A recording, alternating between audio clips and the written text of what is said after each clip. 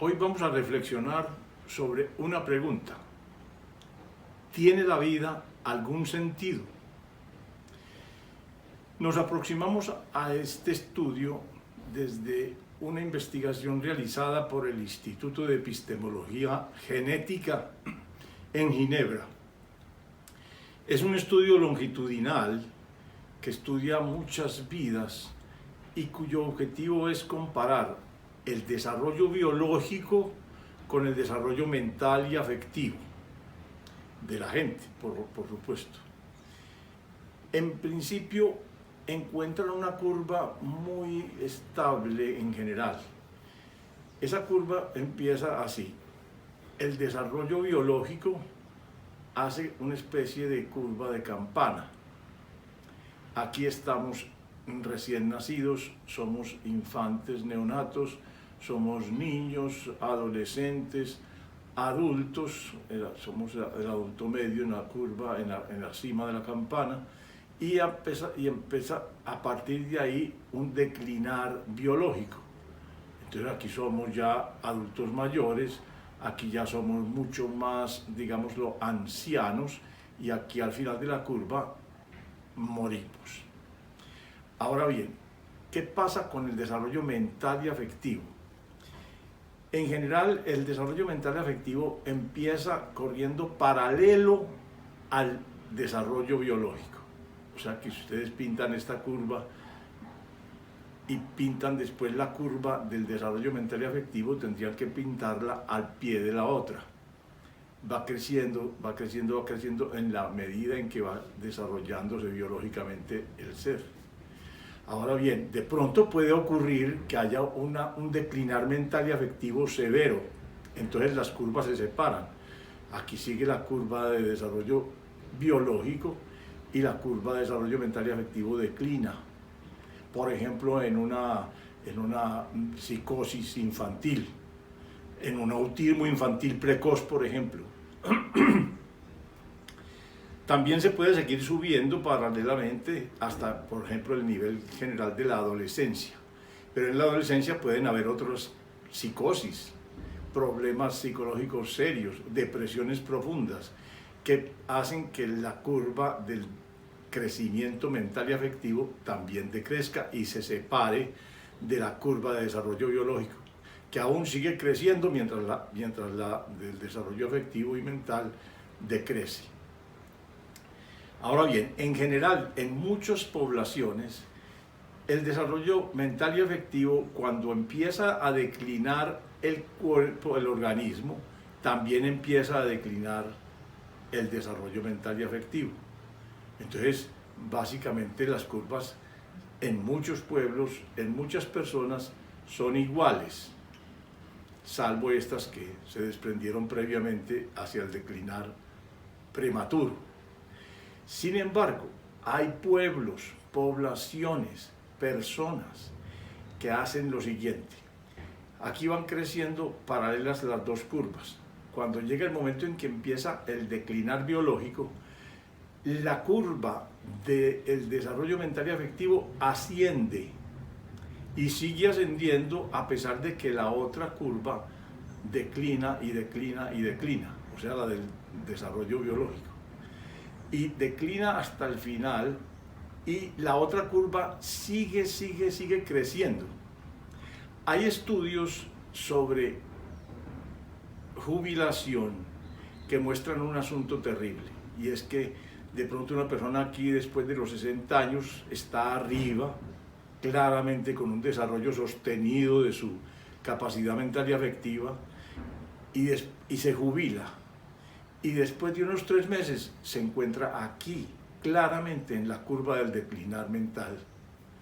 Cuando esta curva del declinar mental se aproxima ya al final, aparece un síntoma muy característico, y es que la gente presenta un síntoma de falta de memoria actual, de memoria presente.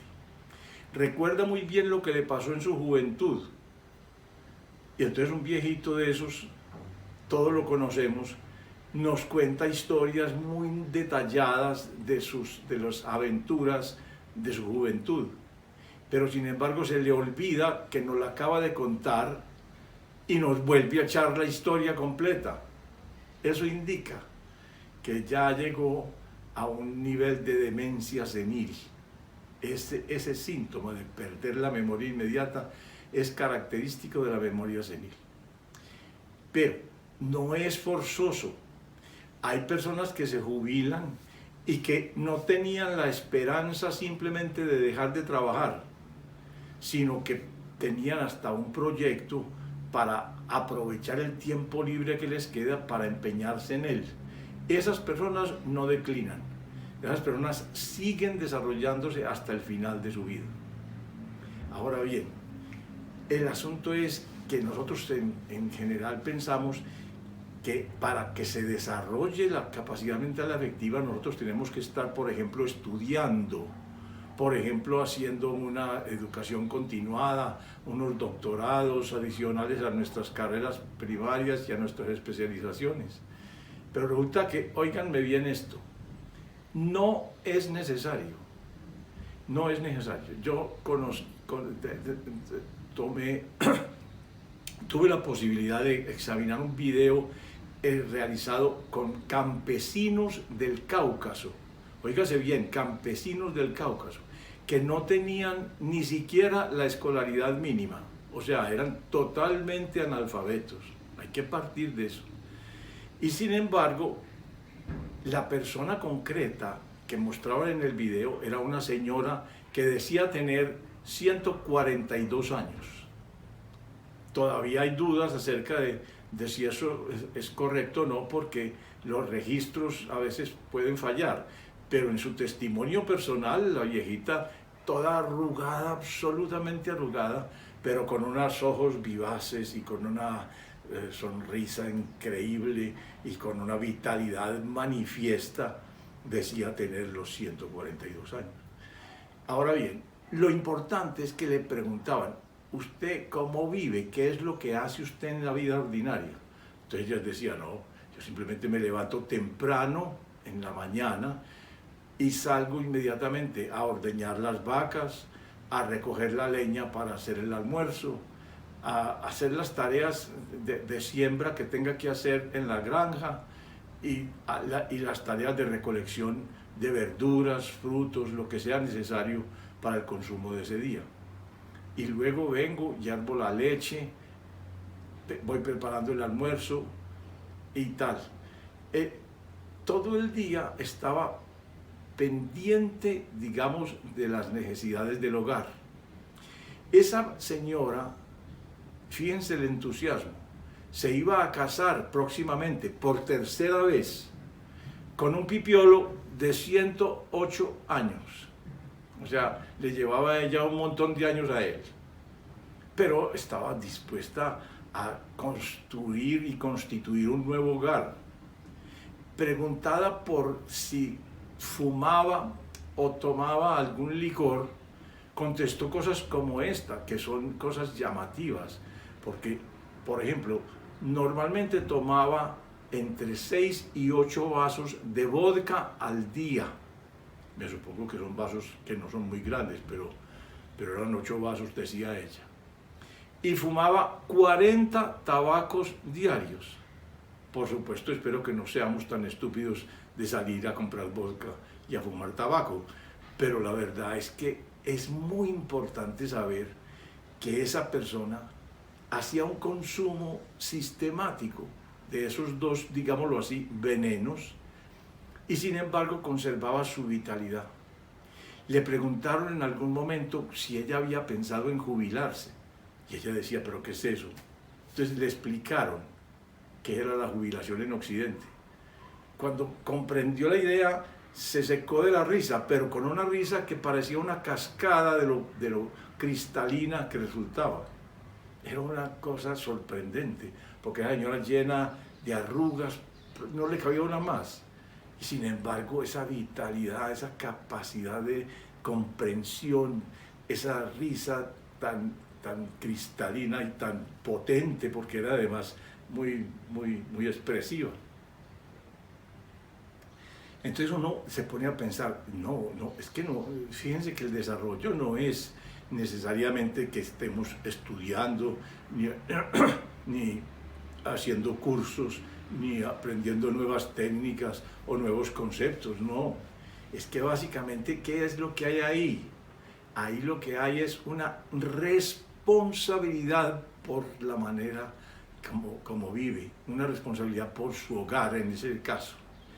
Y para los efectos de la pregunta inicial, yo quiero que piensen bien, porque esta persona aquí abajo en declive total y con demencia senil está viva. Lo mismo que está viva esta persona que está despierta, plenamente iluminada, plenamente contributiva, plenamente útil.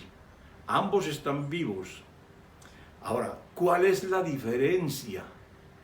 Porque voy a afirmarlo así. La diferencia es el sentido.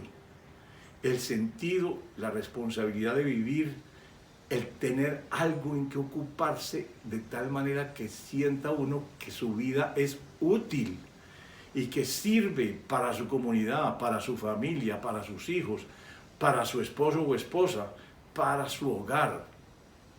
Esa es la clave.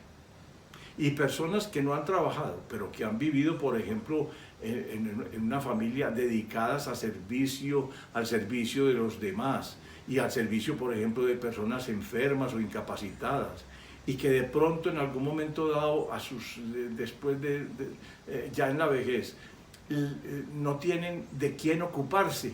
Esas personas también terminan declinando. ¿Por qué? Porque han perdido su sentido.